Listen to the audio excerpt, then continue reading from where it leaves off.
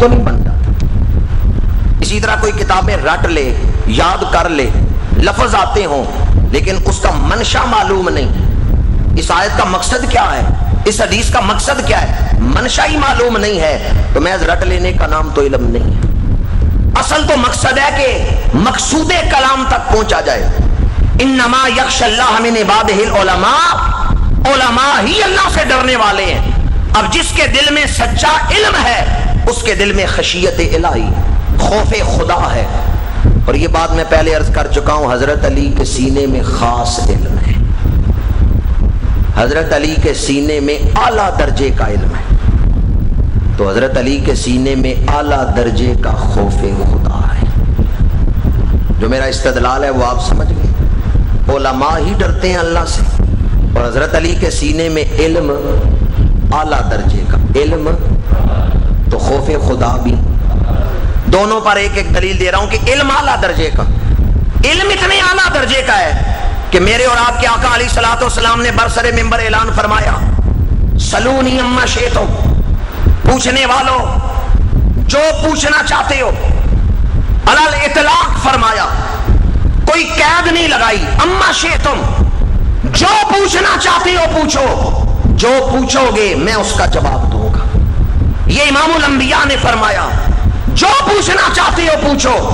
یہ اعلان تاریخ میں دو ہستیوں نے کیا ہے ممبر پہ، یا اللہ کے رسول نے کیا ہے یا حضرت علی شیر خدا نے کیا ہے۔ پر گجرات کے غیور مسلمانوں، آپ کی بڑی توجہ چاہوں گا، حضرت علی کا ادب دیکھیں، عشق رسول دیکھیں۔ جب تک حضور ظاہری حیات مبارکہ میں رہے ہیں، حضور کے وصال سے پہلے حضرت علی نے نہیں اعلان کیا سلونی اما شئتم، اس وقت تک حضرت علی خاموش ہی رہے ہیں اور حضور کی محفل میں شاگرد بن کے بیٹھے رہے ہیں، اکتساب فیضی کرتے رہے ہیں۔ یہ اعلان جب حضرت علی نے کیا ہے سلونی اما شئتم، تو حضور کے وصال کے بعد کیا ہے۔ سلونی اما شئتم کا اعلان حضرت علی نے کیا ہے تو کوفے کی مسجد کے ممبر پہ بیٹھ کے کیا ہے۔ فرمایا، پوچھنے والوں جو پوچھنا چاہتی ہو پوچھو، پوچھنا تمہارا کام ہے، جواب دینا علی مرتضیٰ کا کام ہے۔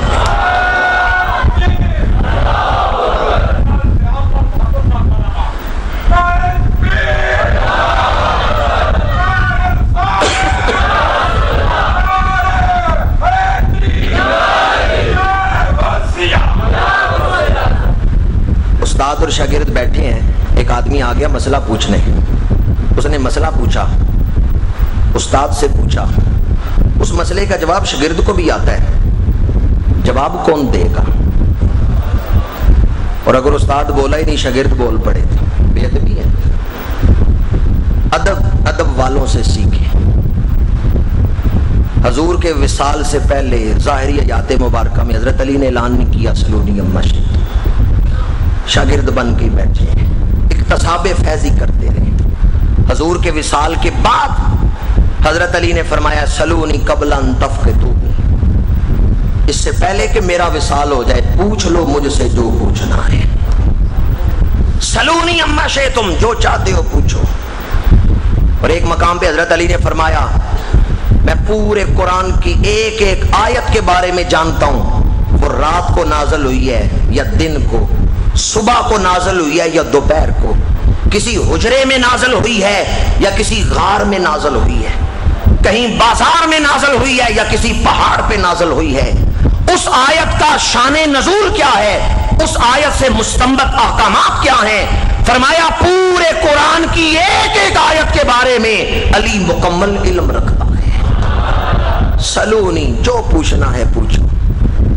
یہ تو ہے اعلیٰ درجے کا علم کہ یہ اعلان یا حضور نے کیا ہے یا حضرت علی نے کیا ہے۔ اب دوسرا مقام کہ علم اعلیٰ درجے کا تو خوف خدا بھی اعلیٰ درجے کا۔ حضرت علی شیر خدا کرم اللہ وجہ الکریم، خشیت الہی کے پیکر، حضرت علی شیر خدا کرم اللہ وجہ الکریم مسجد میں آتے ہیں تو رنگ زرد پڑ جاتے ہیں، پیلا ہو جاتے ہیں، بسا اوقات لرزہ طاری ہو جاتے ہیں۔ خدام پوچھتے ہیں حضرت کیا سبب ہے کہ آپ پر کپ کپی طاری ہو گئی، چہرے کا رنگ بدل گیا؟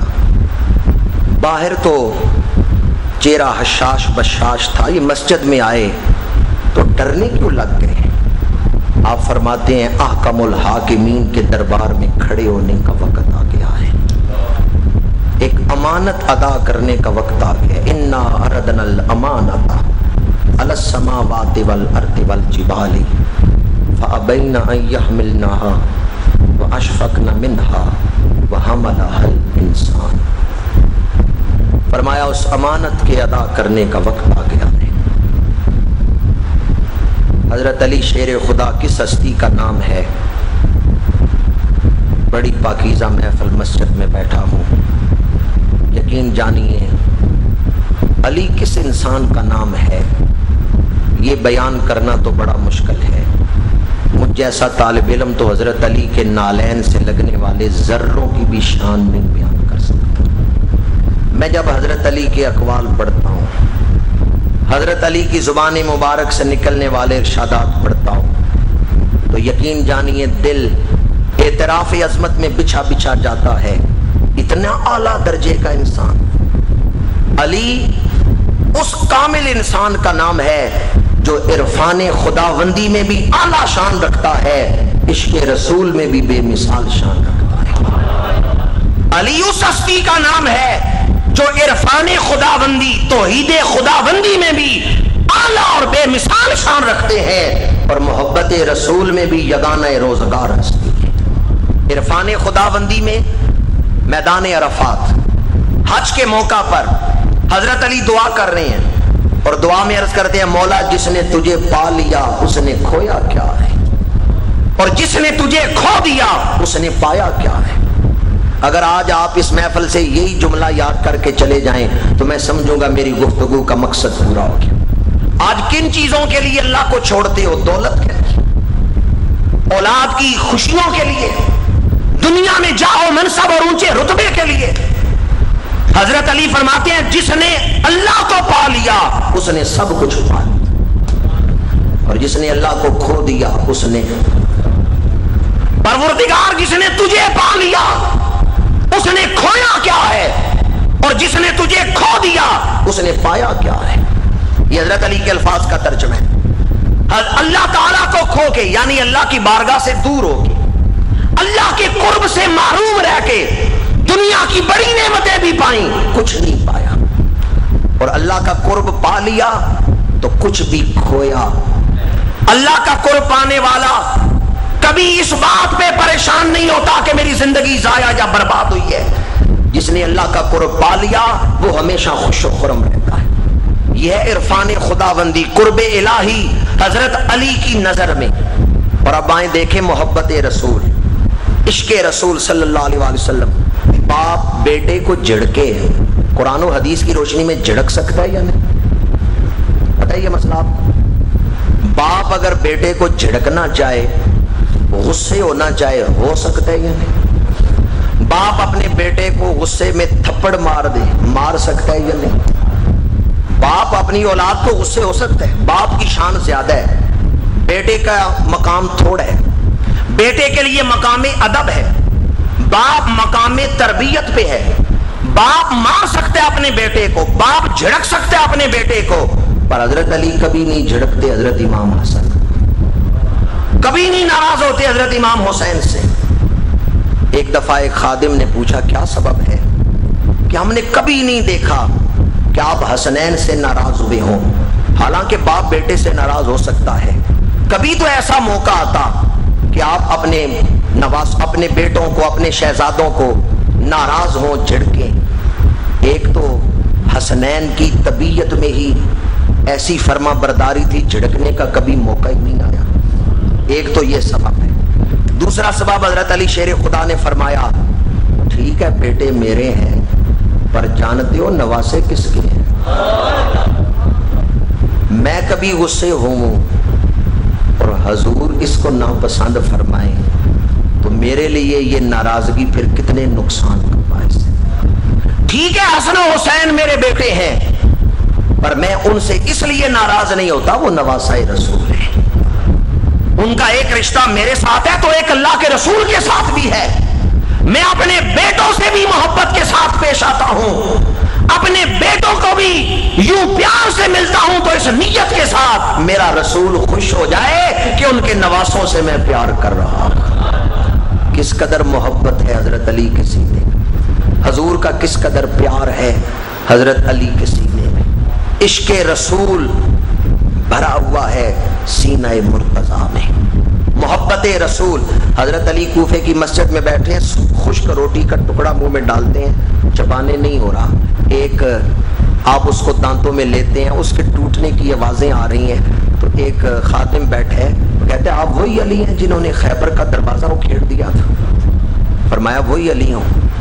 उसने कहा आपसे रोटी का टुकड़ा इतनी मुश्किल से आप चबा रहे हैं और वहां आपने दरवाजे का कुवाड़ उखाड़ दिया जिसे 40 आदमी नहीं उठा सकते, वहां कैसे उठा लिया?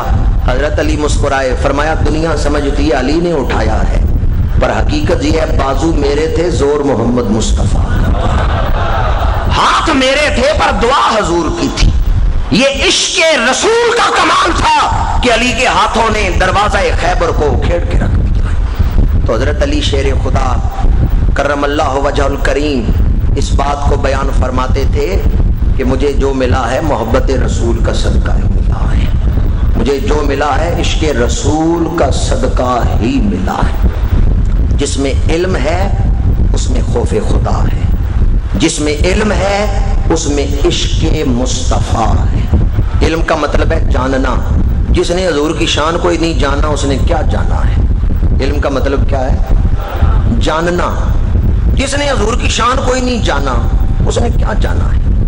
हजूर की अजमत कोई नहीं समझा उसने क्या समझा है। असल इल्म यही है कि कोई हजूर की अजमत को जाने, हजूर की शानों को जाने।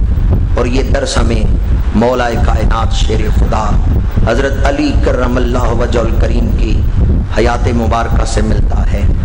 10 साल उम्र है, वादा किया है हजूर से और फिर शहादत के दिन तक उसे निभाया है। हजरत अली ने बता दिया है मर्द लगाते किस तरह हैं और निभाते किस तरह हैं। मर्द लगाते किस तरह हैं और निभाते किस तरह हैं, ये हजरत अली शेर खुदा ने बता दिया है। अली वफाओं के पैकर, अली जुर्रतों का सरापा, अली औलिया के सरदार, हजरत अली के दर की गदाई करने वाला वली है।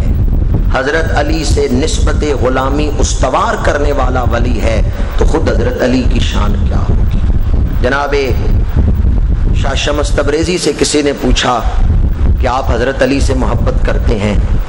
फरमाया हजरत अली की तो शान ही बड़ी है, मैं तो हजरत अली के नौकर कंबर से मोहब्बत करता हूँ, मैं तो हजरत अली के नौकर कंबर से मोहब्बत करता हूँ।